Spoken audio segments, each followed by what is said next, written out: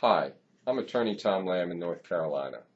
In this Asbestos News Minute, I want to tell you about a recent asbestos lawsuit filed in Madison County, Illinois, on behalf of the estate of a man who died of mesothelioma.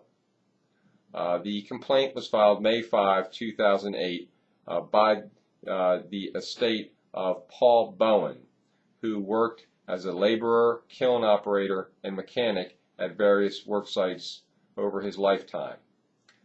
The mesothelioma was diagnosed October 8, 2007, and unfortunately Mr. Bowen passed within months, his death being December 31, 2007.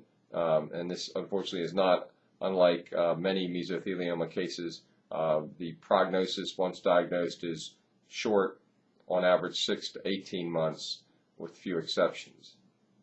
Now, the unusual aspect of this case is that the complaint alleges that some or maybe most of the exposures to asbestos were not workplace related, that is directly where Mr. Bowen worked, but rather second-hand exposure based on jobs maintained by his wife.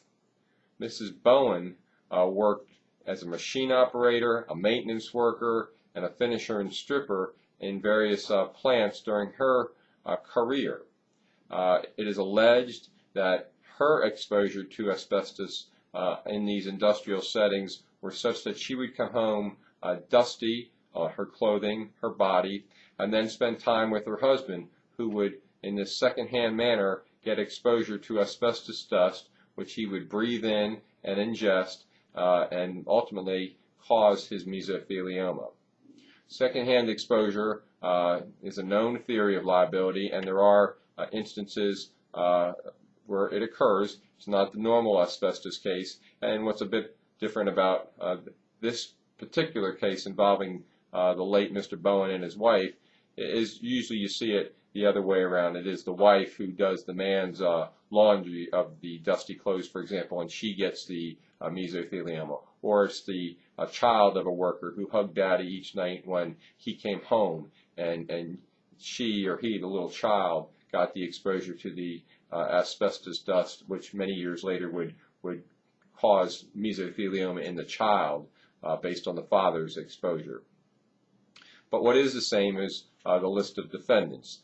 The complaint filed on behalf of the Bowen estate in Madison County named 73 companies, including Bondex, John Crane, Owens, Illinois, CVS, and that's a little bit confusing, but they're the successor in interest to Westinghouse. There's also many other companies that we won't need to go into here. The complaint seeks compensatory damages for past medical bills, seeks loss of consortium with regard to Mrs. Bowen, and a matter, of course, based on the conduct of these defendants, request punitive damages. The case has been assigned to Judge Daniel Stack in Madison County. This is a case we'll keep track of and report out developments as we learn of them. For more information, visit asbestoslegalwatch.com. Thanks, and have a good day.